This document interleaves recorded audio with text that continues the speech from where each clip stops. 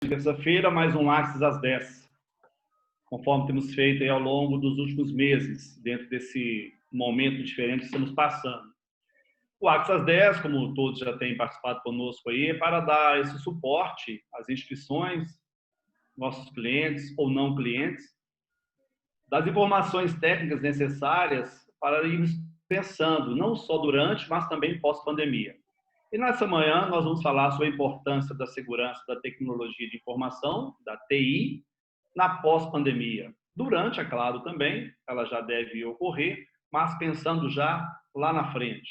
Mesmo que esse à frente esteja ainda distante, tomara que não, mas pensar então daqui para frente. Muito bem, o Wendel vai trabalhar com a gente nessa manhã. O Wendel, um dos nossos consultores da área de tecnologia da informação.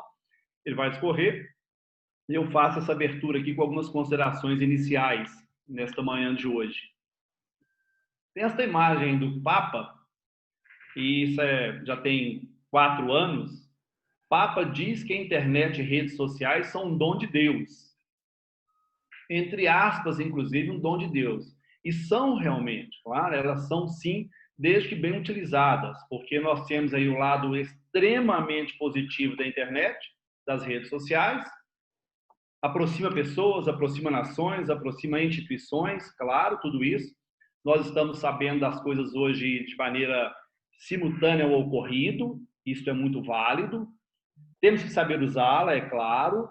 Agora, no momento de pandemia, estamos tendo uma experiência fortíssima nas redes sociais através da PASCOM, da Pastoral da Comunicação, exatamente fortalecida em função do momento que estamos passando. Quantas instituições, quantas igrejas não celebravam missas pelas redes sociais, e hoje, não vou dizer todas, mas uma grande maioria está assim fazendo, e a tendência é continuar, claro, não só as presenciais, mas também algumas à distância, pelas redes. Então, a PASCOM, através da internet, foi um grande aliado, está sendo, aliás, um grande aliado da igreja. Então, realmente, a internet e as redes sociais, podemos considerá-las como dom de Deus. É a capacidade do homem sendo colocado em prática, os dons, os talentos da humanidade sendo colocado em prática. E esses talentos, todos nós acreditamos e cremos que são dons advindos, é claro, de Deus. Então, realmente, são essenciais. Mas temos que ficar atentos, porque da mesma forma que nós temos internet e redes sociais como algo divino, algo realmente necessário neste mundo de hoje, de ontem e de amanhã, nós temos que pensar também, olhando para essa imagem, quem está no computador, quem está do outro lado? Aqui a imagem é alguém oferecendo uma bala, um bombom, um chocolate para uma criança, o que é atrativo para a criança, é óbvio. Mas podemos substituir essa imagem da criança por qualquer um de nós. Sejamos jovens, adultos, idosos. E podemos substituir essa imagem desta bala nas mãos com qualquer outra coisa. Uma mensagem encantadora, um objeto encantador, algo sensual, algo que aparentemente nos enriquecerá. Ou seja, são várias as possibilidades que podem surgir nesta mão, que podem surgir nas telas dos nossos computadores, smartphones, laptops e por aí vai, e nós ficarmos como essa criança, em dúvida, satisfeitos ou não com aquela situação, e na tentação de pegar isso que nos é oferecido. Então, a internet é ótima, as redes sociais, excelentes, mas com extremo cuidado para não colocar a nossa vida em risco, a vida da nossa família em risco e a vida das instituições em risco. Por isso que nós vamos, então, falar hoje sobre as devidas necessidades quanto à proteção para convivermos bem com a internet, convivermos bem com as redes sociais. Então, esse cadeado tem que ser ajustado aí conforme a necessidade para não cairmos naquela velha fala do conto do vigário, não cair nessa mão que está oferecendo essa bala aparentemente apetitosa, mas que podem colocar todo o nosso redor, toda a nossa instituição, família, pessoas em risco. Ou seja, temos que atentar então para o uso seguro da internet. São inúmeras as possibilidades de uso, inúmeras, mas a gente tem que ter exatamente os cuidados. O Wendel, então, ele vai continuar esta fala para a gente, falando exatamente desta possibilidade de uso da internet, interessantíssima, mas com os cuidados. Só para encerrar minha fala, enquanto o Wendel vai entrando com a apresentação que ele vai dar continuidade, está tendo um movimento nos Estados Unidos, Stop Hate for Profit. Basicamente, pare de dar lucro ao ódio. O que as empresas estão fazendo? Face às diversas publicações com relação a apoio ao racismo, apoio à intolerância, apoio à discriminação, e a gente vê diversas aí no Facebook, Instagram, YouTube, tudo isso, as empresas estão deixando de fazer publicidade nas redes sociais.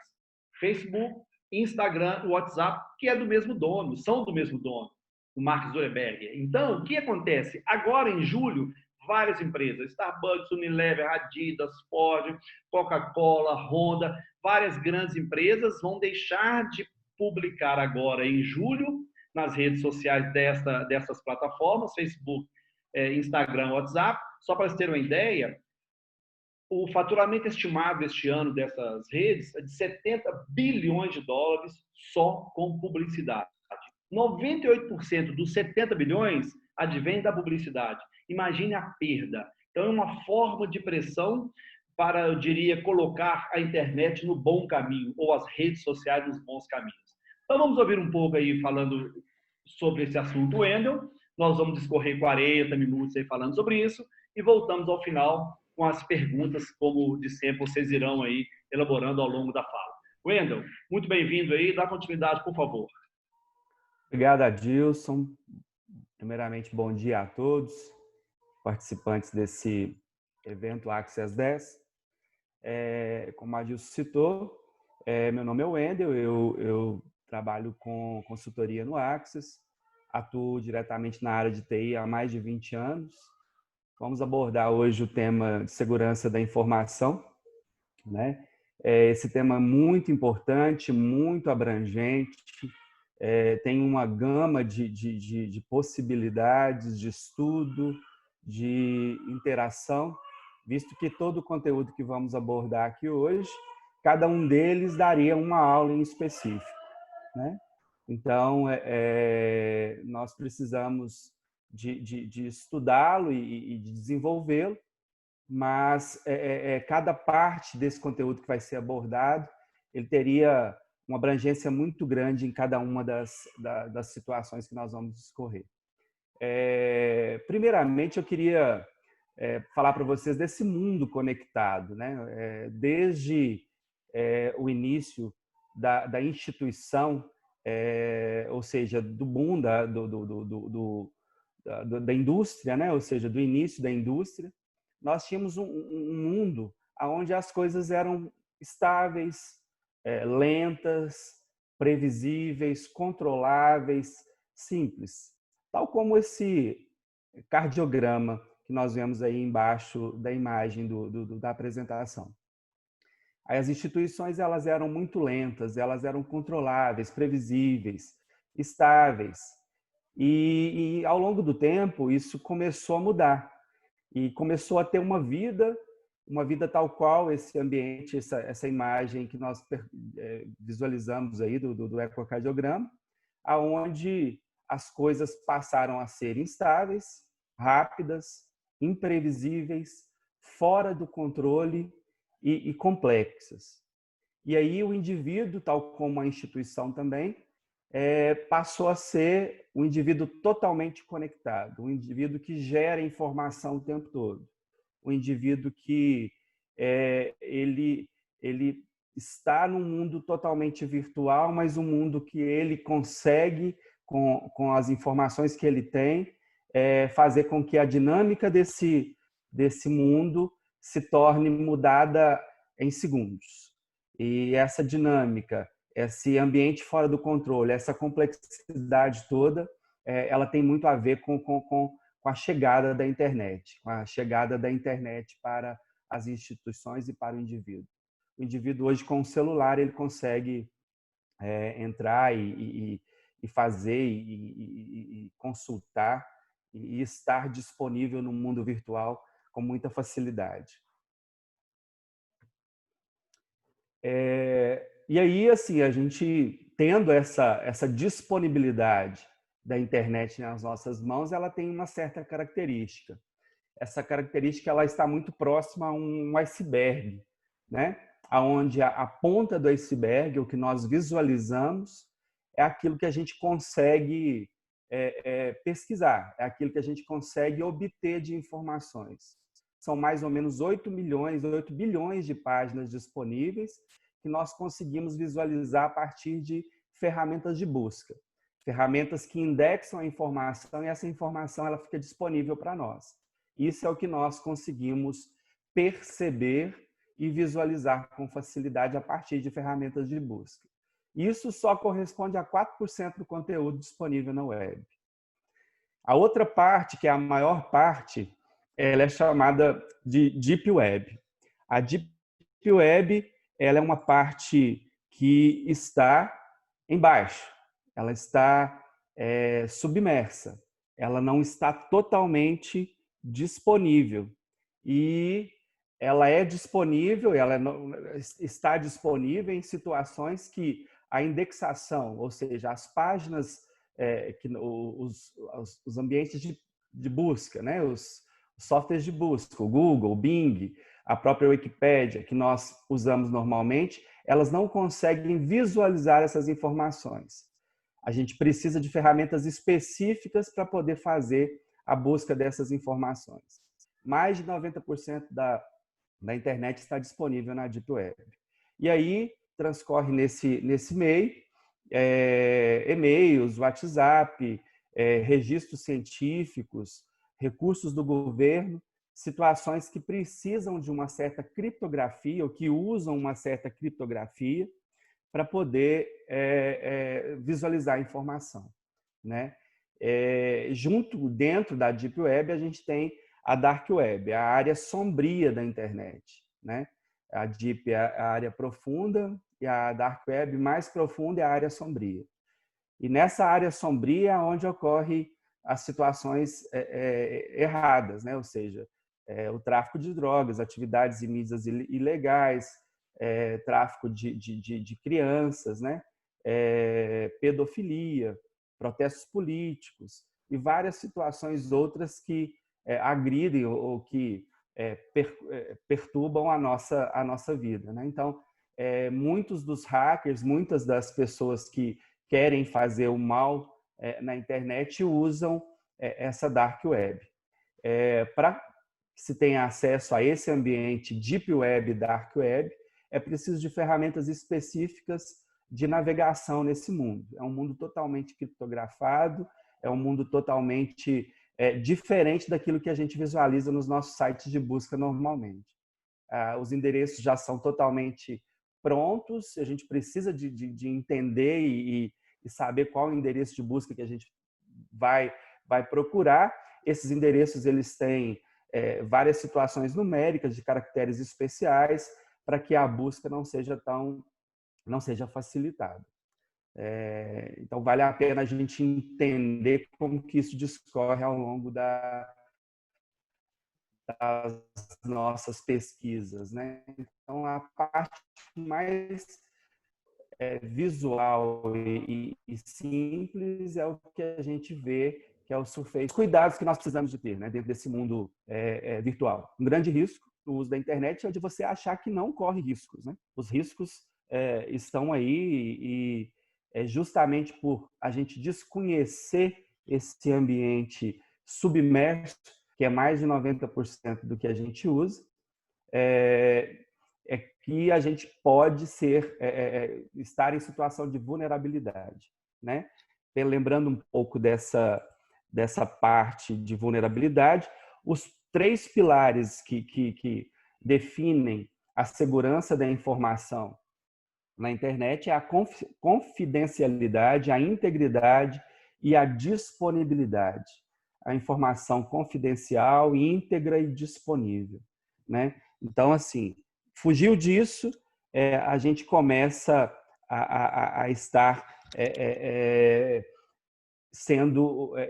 estar num ambiente inseguro. A gente começa a estar num ambiente inseguro, né? Então, um grande risco é a gente entender que não corre riscos. uma pesquisa em si, ela precisa de estar bem estruturada, a gente precisa de buscar estruturação para que essa pesquisa seja e traga para nós informações que nos ajudem a desenvolver os conteúdos que nós precisamos. E para isso a gente tem que ter alguns cuidados, né? Que cuidados são esses? Primeiro, e esses primeiros são alguns alertas, né? A internet usa dados reais, a gente não tem nada de virtual. As pessoas são pessoas reais e é elas que geram a informação e é elas que fazem os ataques, é elas que fazem e que geram também o conteúdo nocivo. Os dados também são reais, as estruturas são reais, as empresas são reais, os ambientes físicos também são reais, né? Então, os riscos, os golpes são similares aos ocorridos no nosso dia a dia real.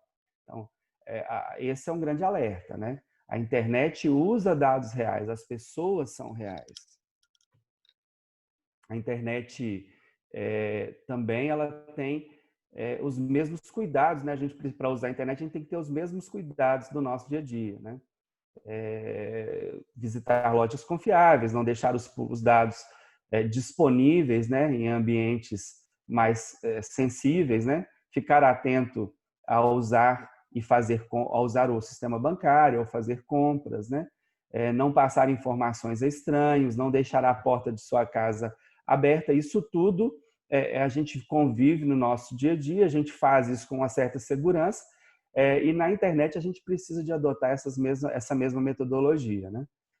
De estar sempre usando e fazendo com que as nossas ações sejam seguras.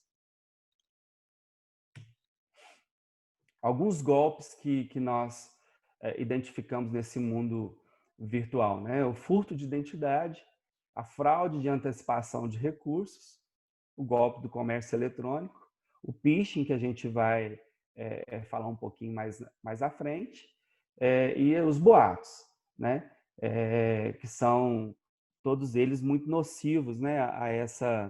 a essa segurança da informação, né? Então, falando um pouco mais de cada um deles, né? Então, o furto de identidade é a pessoa que tenta passar por outra. O fraude da antecipação de recursos é um golpista que induz a pessoa a fornecer informações confidenciais.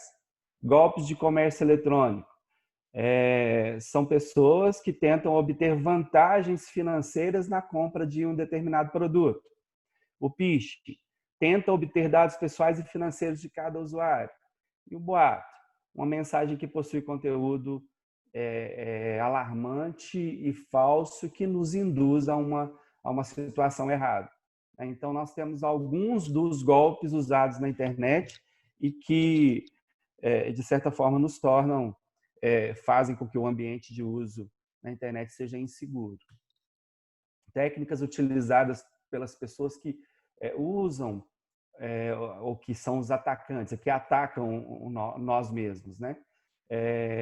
E que atacam o mundo virtual. Exploram a vulnerabilidade, né? Deixam o ambiente totalmente inseguro, aquele ambiente onde a porta está aberta, onde a senha está mal dimensionada ou está mal estruturada, onde não há um sistema de antivírus bem atualizado e seguro.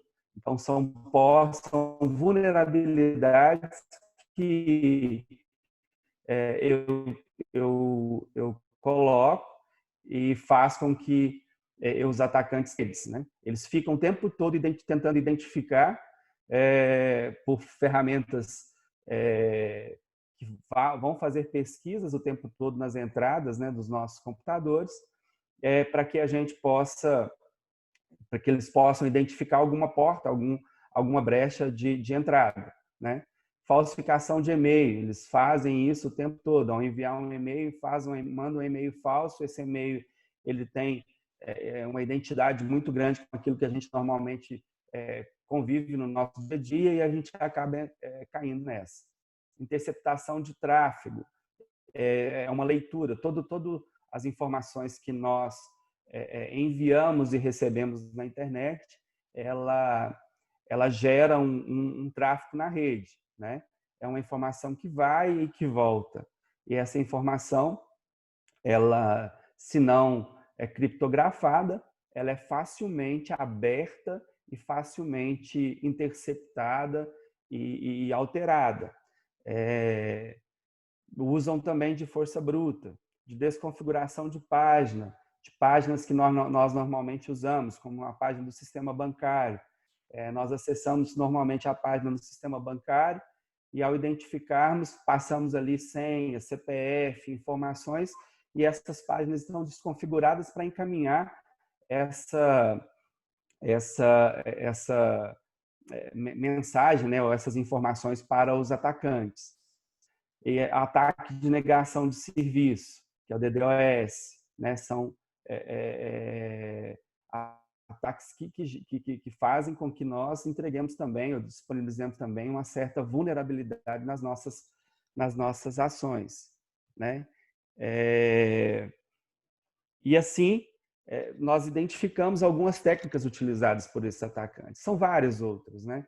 E ali na Dark Web, o pessoal que fica ali, que usa a Dark Web, geralmente fica o tempo todo fazendo com que, ou buscando, fazendo vários testes e fazendo com que as coisas sejam disponibilizadas, que os ataques sejam cada vez mais potentes para poder identificar e roubar e fazer com que as nossas informações sejam entregues com facilidade para eles.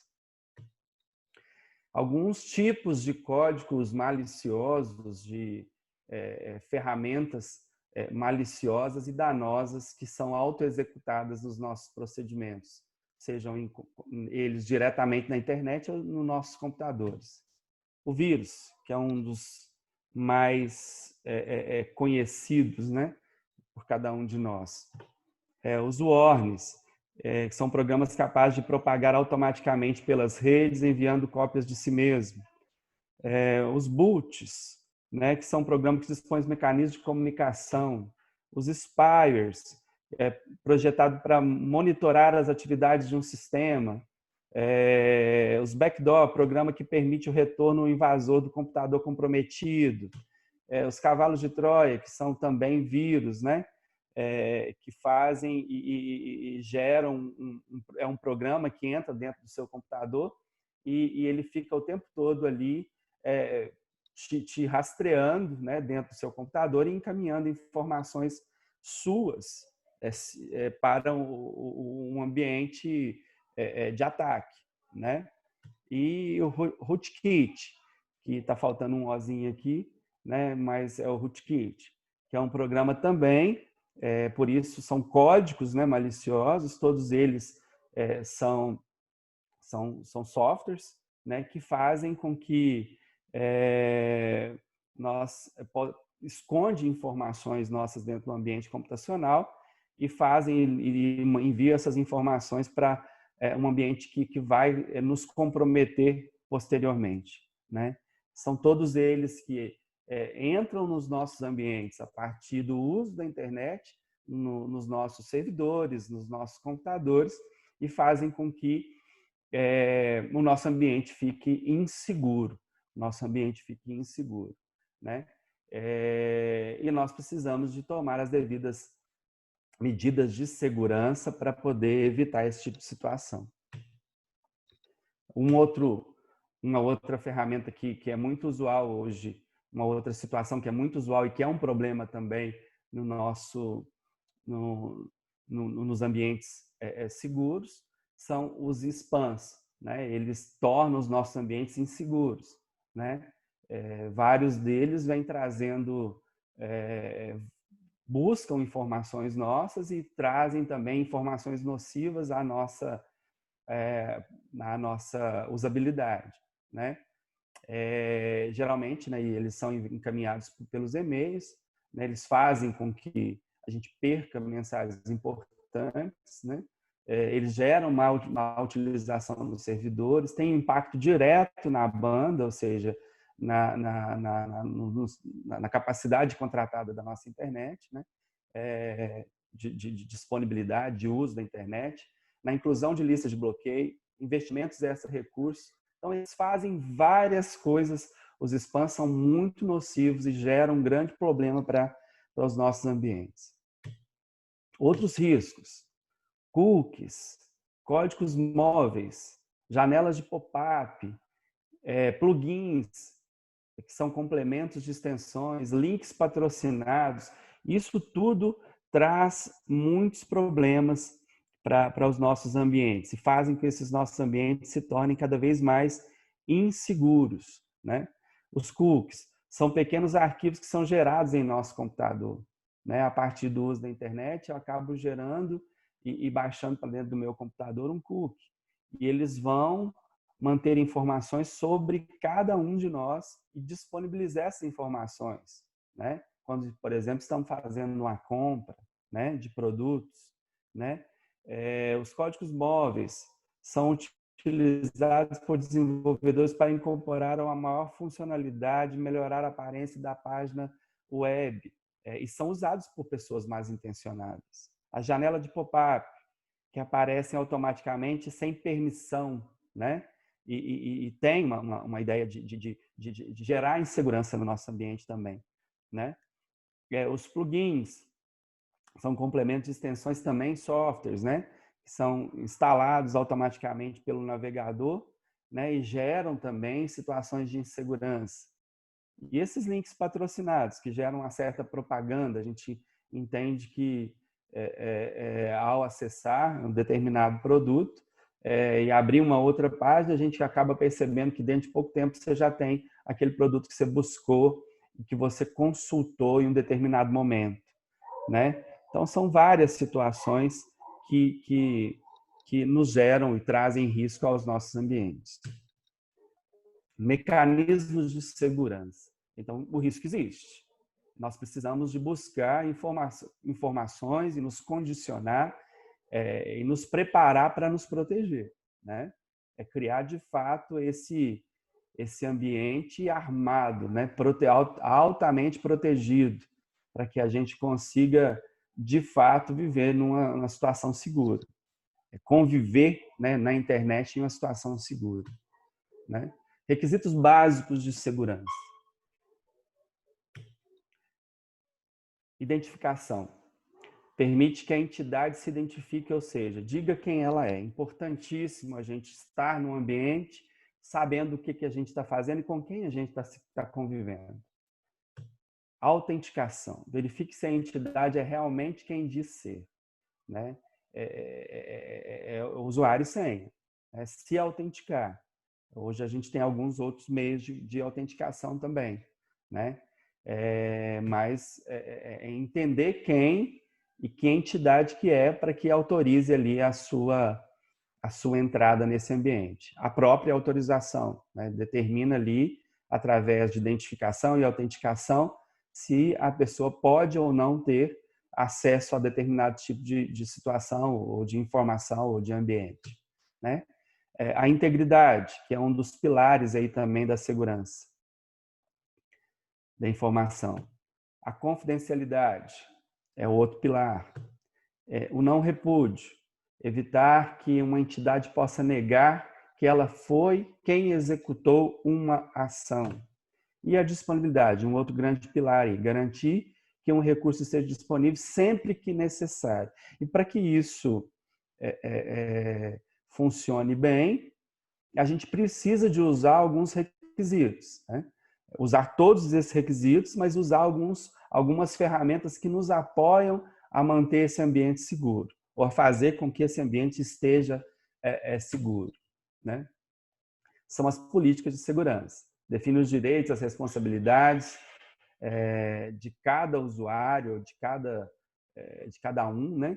Em uma relação à segurança dos recursos computacionais que utiliza e as penalidades às quais está sujeito, caso não as cumpra.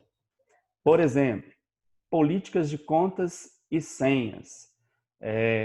Nesse ambiente autenticado, nesse ambiente, a gente precisa de ter uma política de criação de contas de usuário. As senhas, elas precisam de ser senhas fortes, seguras. Uma sugestão que ela use letras maiúsculas, letras minúsculas, números, caracteres especiais. Não pode ser senha forte, fraca, e não pode ser uma senha que seja disponível para todas as pessoas.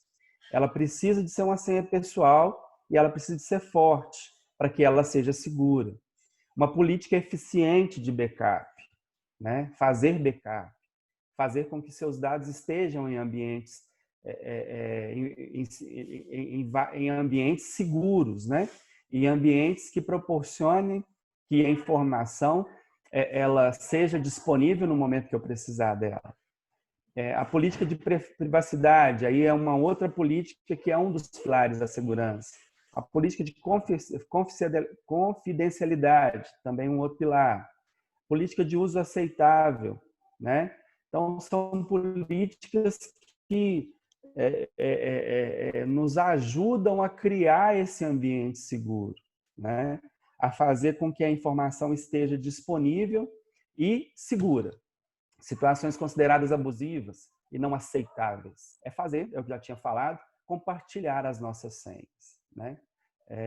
Compartilhar senhas, criar senhas fracas, divulgar informações confidenciais, como senhas de banco, como um exemplo que me fugiu agora, mas fica aí a senha do banco, né? São situações. A minha senha de uso no meu ambiente empresarial, né? Envio de boatos e mensagens contendo spam, isso também traz também, leva, são situações consideradas abusivas, leva a algo malicioso e negativo para o meio virtual, mas também traz situações de insegurança para mim mesmo.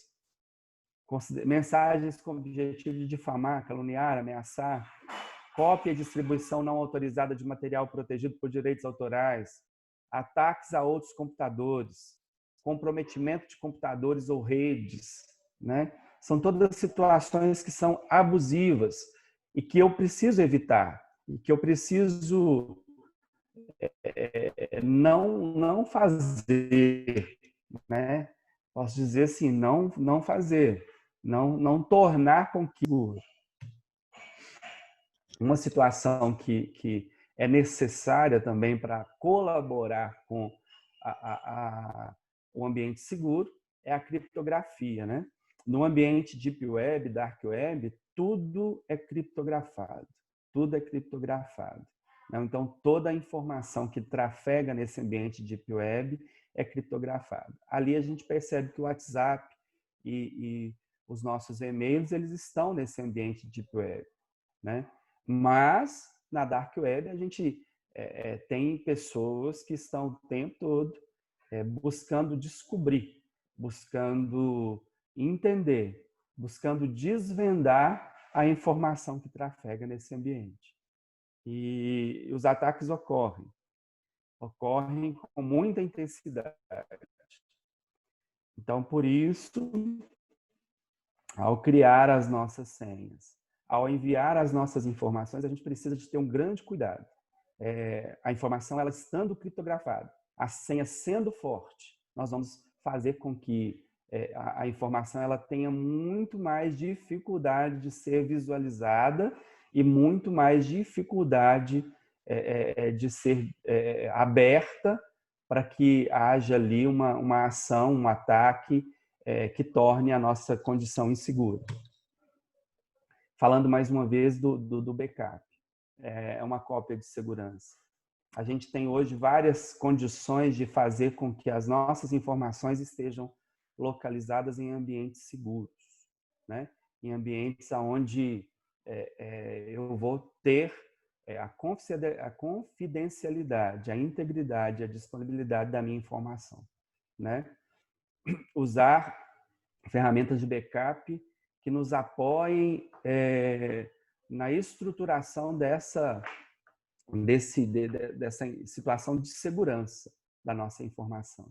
Usar servidores, usar a nuvem, usar cópias de backup em vários ambientes, não fazer com que a cópia do backup fique no mesmo ambiente onde está a base integral de dados, né?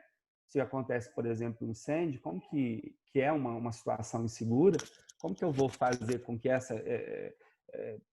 obter essa informação, né? Se caso queimou tudo, né? Então, fazer com que os backups eles estejam em outros ambientes, em outras estruturas, né? Para poder obter maior segurança. E fazer o backup, né? Fazer com a frequência que se pede, né? Com a frequência que se pede. Uma outra situação que nos ajuda e colabora com a identificação das ações inseguras que podem estar ligadas ao nosso sistema computacional são a identificação de logs. Isso é muito usado dentro dos nossos servidores, né? É verificar os logs, os eventos de logs que são ações que são usadas a partir do uso de ferramentas e de estruturas e de softwares dos nossos ambientes. Ali gera os logs e eu consigo, a partir dos logs, identificar várias situações, detectar o uso indevido do computador, detectar ataque, rastrear e auditar ações executadas por usuário. Às vezes apagou um determinado arquivo e eu preciso saber quem apagou e ali no registro de log, nos eventos, eu consigo identificar quem gerou essa ação. Detectar problemas de hardware, né? Ele traz tudo isso. E uma fonte de pesquisa, em muitos deles, nos ajuda a identificar e corrigir problemas que são causados aos nossos sistemas operacionais, aos nossos computadores, né? Então, usar esses recursos, né? Fazer com que esses recursos que já estão disponíveis, estão disponibilizados pelos sistemas operacionais, favoreçam e nos apoiem a criar ambientes seguros. Ferramentas anti-malware, né? Procuram malware, na verdade, né? Malware de malicioso e o ware é de software, né? Então, são softwares maliciosos, né? Procuram detectar, anular e remover os códigos maliciosos de um computador, né?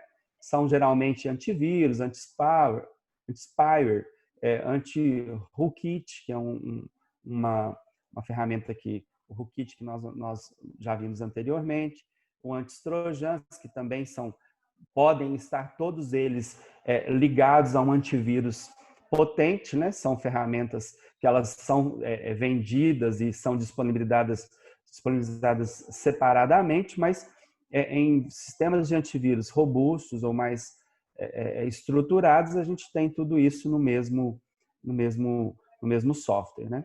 São exemplos de ferramentas que podem nos ajudar a identificar e a eliminar esses softwares maliciosos dos nossos ambientes.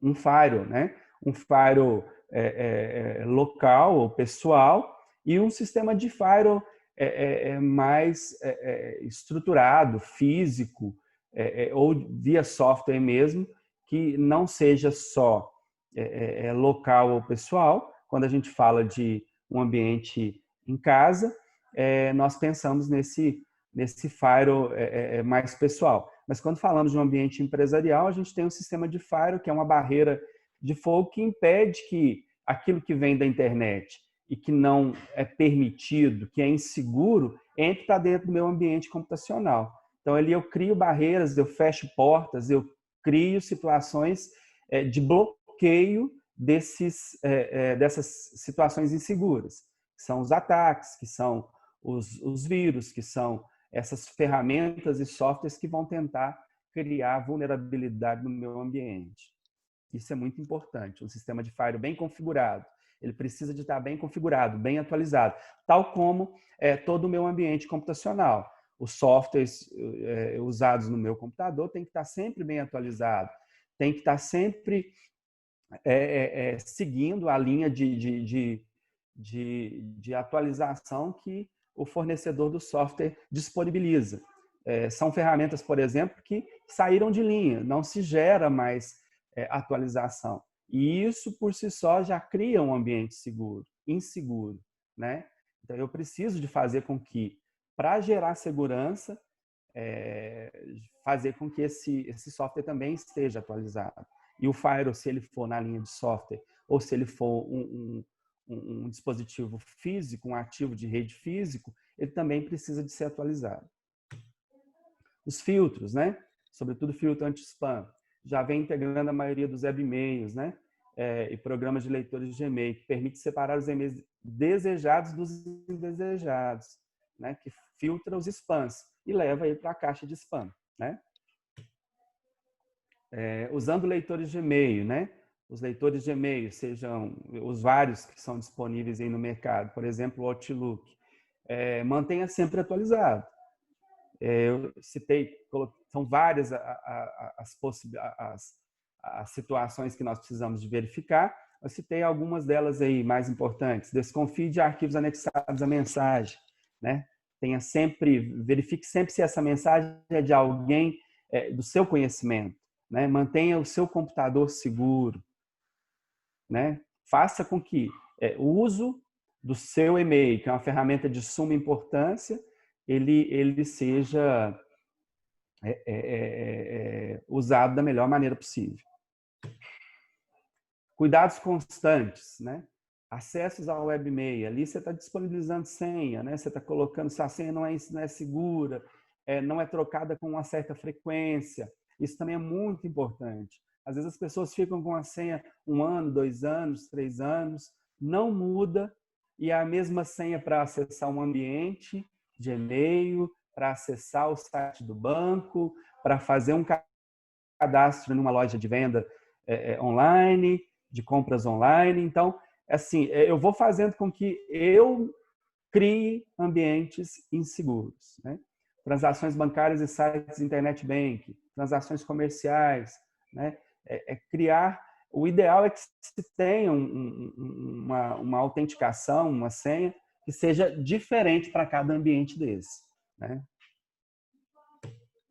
O certificado digital, que faz com que a gente trafegue ou crie ambientes criptografados e que certifiquem que a nossa informação ela está transcorrendo, está sendo disponibilizada de forma também segura, né? Temos que estar atento também aos certificados. Tem certificados que, às vezes, eles, pela própria página, pelo próprio navegador, a gente consegue identificar se ele é confiável ou se não é confiável, né? Então, a gente identifica isso dentro do navegador, ao instalar o software do certificado digital, né?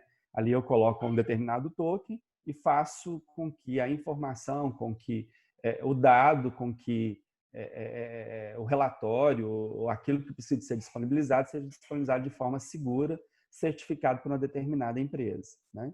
Se faz necessário, observar alguns requisitos, né? Quanto ao certificado. Wendel. Tá quase, né? Oi. 3 minutinhos, tá? Tá joia. Se foi emitido por uma AC confiável, né? Uma autenticadora confiável, né? Uma empresa de certificação que nos entregue esse certificado. Para manter o seu computador seguro, é importante que você use apenas programas originais. Eu já havia falado sobre isso. Seja cuidadoso ao manipular arquivos, né? Ou seja, de onde você está fazendo download dele, de qual ambiente desse arquivo, né? Para onde você está encaminhando e de onde você está recebendo. Mantenha programas com versões mais recentes, né? Seja o antivírus, seja o sistema operacional, seja os aplicativos usados no nosso ambiente, seja também no celular. Cuidado para usar o PC em locais públicos, né? Onde tem ali as redes Wi-Fi, né? São redes, às vezes, muito inseguras, né? Que não tem autenticação, que não tem validação. Qualquer pessoa entra e pode criar ali um ambiente seguro. Cria discos de recuperação de sistema. Quase ninguém faz isso, mas isso pode salvar muita gente, né? Dentro do computador, criar um disco de recuperação, para que, tendo algum problema, a gente consiga restaurar esse sistema. Manter o computador com data de alerta, data e horas corretas, né? É importante para que a gente identifique em um log de registro, por exemplo, se o ataque foi feito e quando esse ataque foi feito e por quem esse ataque foi feito. A data e a hora vai nos ajudar muito. Seja cuidadoso ao instalar aplicativos de terceiros. use configurações de segurança disponíveis, proteja seus dados, né? Veja como você, usuário, pode fazer isso, né? Privacidade. O tempo todo, nós, nesse ambiente internet, estamos sendo visualizados. Estamos num ambiente totalmente conectado. E tudo que fazemos está sendo percebido. Nós precisamos de criar uma certa privacidade para os nossos ambientes. Proteja você, proteja seu perfil, proteja seu ambiente. Viva e conviva em um ambiente seguro. Cuidados com as redes Wi-Fi, já tinha falado, né?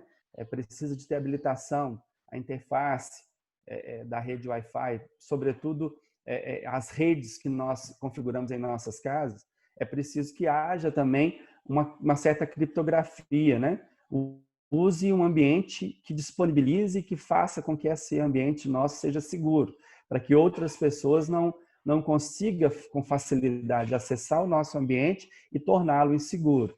Para isso, nós temos algumas configurações que precisam de ser consideradas.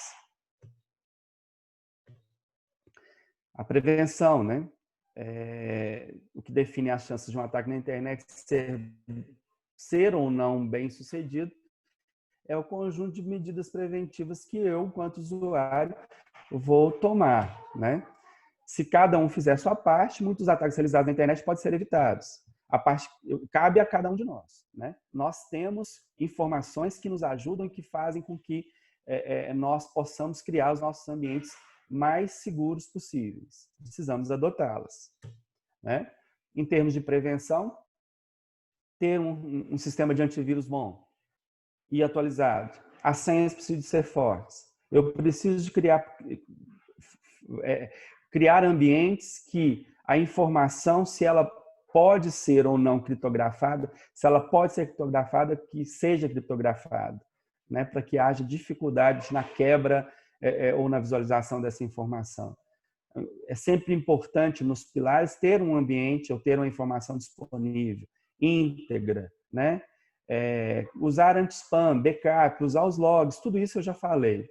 Existe um site que chama serasaantifraude.com.br/darkweb, que identifica, o que me mostra se eu já convivi, ou se o meu e-mail, ou se o meu computador, ele já foi atacado, ou já algum e-mail que eu recebi ou que eu enviei foi disponível em um ambiente inseguro.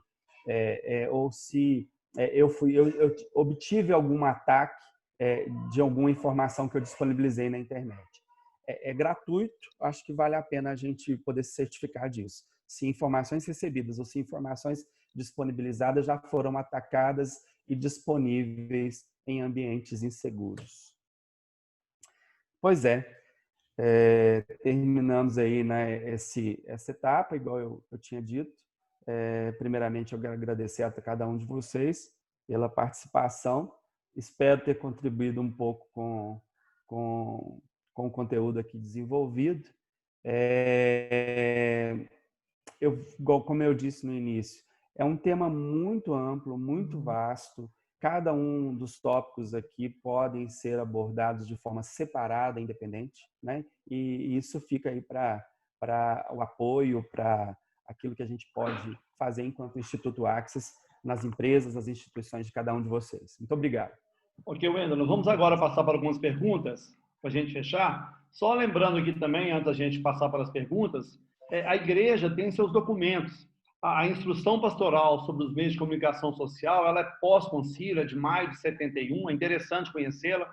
Também 2 documentos mais recentes, já há quase 20 anos, de 2002, a igreja e a internet, e ética na internet, também da igreja, é do Pontifício Concílio para as Comunicações Sociais, da Santa Sé. Então, vale a pena também a gente conhecer, porque, é claro, estamos falando da nossa igreja, né? Ô, Wendy, algumas perguntas aqui.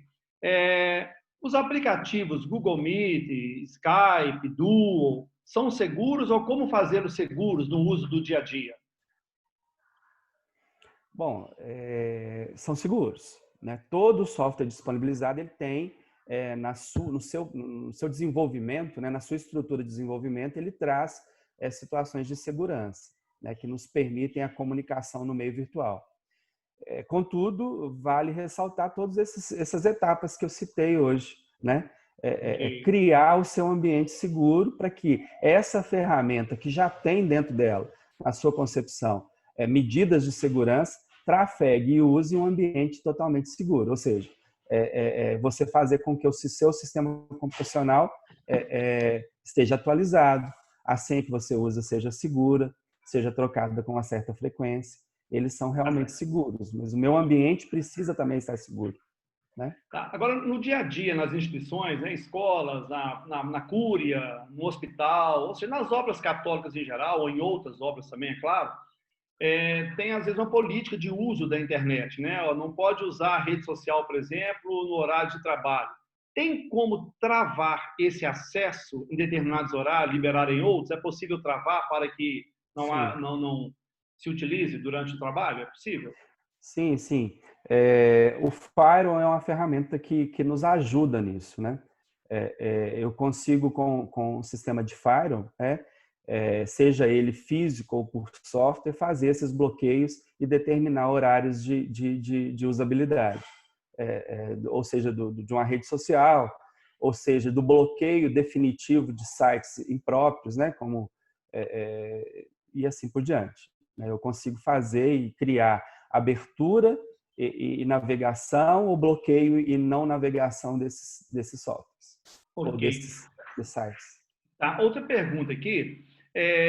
Claro que no decorrer do dia, o empregado lá das obras, né, das empresas gerais, instituições em geral, eles usam os e-mails institucionais, em nome ali da escola, da cúria, da diocese, da congregação, mas também pode usar lá, acessar um Hotmail lá e usar o seu e-mail também pessoal para alguma coisa. No caso do e-mail institucional, a instituição consegue e pode monitorar e acessar este e-mail institucional? Sim, sim. Existem, inclusive, situações de demissão onde funcionários usaram indevidamente essas ferramentas de e-mail, né, para comunicação de forma indevida, né, ou seja, para envio de informação indevida, e eles foram desligados da empresa. Né? Então, assim, o uso do seu e-mail particular depende da política da empresa, ele pode ou não ser usado dentro da empresa. Mas aquilo que é de ordem institucional, ele precisa de seguir os requisitos, as regras que são colocadas aí pela instituição. Ah, ok. Bom, ainda dentro dessa linha, vamos imaginar aqui que numa instituição também, seja uma escola, seja uma casa de hospedagem, seja um hospital, a cúria, a secretaria paroquial, no cadastro de um aluno, de um paciente ou de um paroquiano, no cadastro, esses dados ali, o funcionário acaba utilizando esse dado de forma indevida, ou seja, ele envia para alguém uma informação que não poderia ser enviada, ele envia para um banco os dados de alguma pessoa, ou seja, um envio indevido. Neste caso, eu não sei se você saberia responder, talvez pode ser questões jurídicas, mas além do funcionário, a igreja ou a escola também pode ser penalizada, ou nesse caso dá para segurar só no funcionário que usou de forma indevida? A parte jurídica dessa questão, eu vou ficar te responder, mas se a informação foi enviada de forma indevida, eu imagino que o funcionário em si, tendo consciência e ciência do tipo de informação que ele está trabalhando com ela, do tipo de informação que ele usa e que ele precisa de disponibilizar, ele pode ser, sim, penalizado por não usar de forma devida essa informação. Sei. Claro que nesse caso acaba a diretoria também podendo ser penalizada, né, Sim. porque ela, se não colocou também as proteções As devidas, né, o regras, risco pode ocorrer, proteções, né? Com certeza. O Valdenício, da ABMSA lá do Rio, das Mercedárias, ele coloca uma sugestão no bate-papo, né, referente a esse tipo de questionamento que eu fiz aqui, seria interessante uma live sobre LGPD. Nós já até fizemos, Denise, mas a gente deve fazer de novo, até porque ela deve vigorar aí nos próximos meses, né? Vamos ver, mas obrigado pela sugestão. Ô, Wendel, mais uma pergunta. Acessar as aulas no dia a dia que nós estamos vivendo hoje, né? Acessando as aulas online, os nossos filhos, as crianças, nossas casas aí. No celular é mais seguro do que no computador da casa ou no notebook? O que você acha? Bom, é o seguinte, o ambiente ele precisa de estar seguro, Adilson. O Seja ambiente. no celular, o ambiente.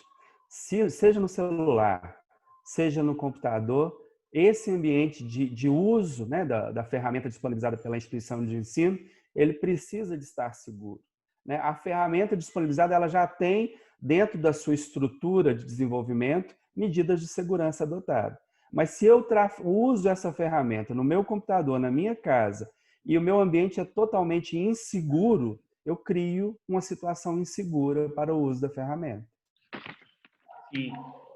Ou seja, como você discorreu ao longo da sua excelente apresentação, você falou de várias possibilidades, mas colocou também que elas só vão funcionar se tiver todo um cuidado por parte de quem Sim, usa, né? com Porque certeza. se eu fico relapso no dia a dia com a minha máquina, o meu celular, ou qualquer que seja o equipamento que eu estiver utilizando, como você falou agora no finalzinho, se o ambiente não é seguro, eu estarei correndo risco e colocando os outros em risco, não é isso? Uhum. Se o ambiente não estiver seguro, se o meu sistema operacional não for atualizado, não estiver de acordo com o que está disponível no mercado, se eu não uso um antivírus bom e que traga uma segurança para mim, se eu não habilito internamente, se eu não estou num ambiente corporativo, onde eu já tenho um sistema de firewall que me permite os certos bloqueios, mas se eu, no meu ambiente casa, eu não habilito o firewall, tenho um antivírus bom, tenho um sistema atualizado, faço frequentemente a troca das minhas senhas. Se eu adoto medidas que bloqueiam spam, que bloqueiam antes os trojans, né? Que são os próprios antivírus. Se eu não crio essas situações, eu crio um ambiente inseguro e qualquer ferramenta que eu for usar, eu vou fazer com que o meu uso seja inseguro e seja facilmente atacado, seja facilmente disponível para pessoas que desenvolvem essas situações inseguras. Sei, muito bem. Bom, como você disse, né? São muitos ans, né? Spam, Trojan. Então eu tenho que me antecipar, né? Convivendo em um ambiente seguro e com toda a proteção possível. Bom, Isso o Wendel mesmo. agradeceu a vocês e antes da gente encerrar, eu quero só chamá-los para participar conosco na quinta-feira, depois de amanhã, no Axis das 10. Será também mais um momento muito interessante. Nós vamos falar da retomada das atividades em alguns países. Então, nós vamos falar, por exemplo, das escolas na Dinamarca, escola na China, falar da área social e da área da saúde nos Estados Unidos, que estão voltando também. E teremos a presença de duas pessoas bem interessantes, a doutora Valéria Perrucci, ela é médica na Flórida, nos Estados Unidos, e da Soraya Oliveira, ela é gerente de divisão em Boston, nos Estados Unidos, mediados pelo Sebastião. Então, será mais um momento bem interessante e nós esperamos que todos, né, estejam presentes em mais um Axis das 10 para que possamos exatamente fortalecer a nossa instituição e, é claro, falando aqui de instituições católicas, podendo ser outras também, mas fortalecendo, no fundo, a nossa igreja, que é o nosso papel também dentro dessa caminhada. Ô, Wendel, agradeço a você também por essa Obrigado, mais uma Adilson. manhã conosco, Obrigado a a todos todos. que participaram aí ativamente e continuamos à disposição de vocês, através do e-mail, através do telefone. Fique à vontade para nos contactar e, claro, podendo resolver ou levar uma solução para o seu problema, nós estaremos assim fazendo, como já o fazemos há 20 anos nessa caminhada junto à igreja no Brasil. Muito obrigado, então, um grande abraço a todos, fiquem com Deus e até quinta-feira, se Deus quiser. Amém. Com Deus também.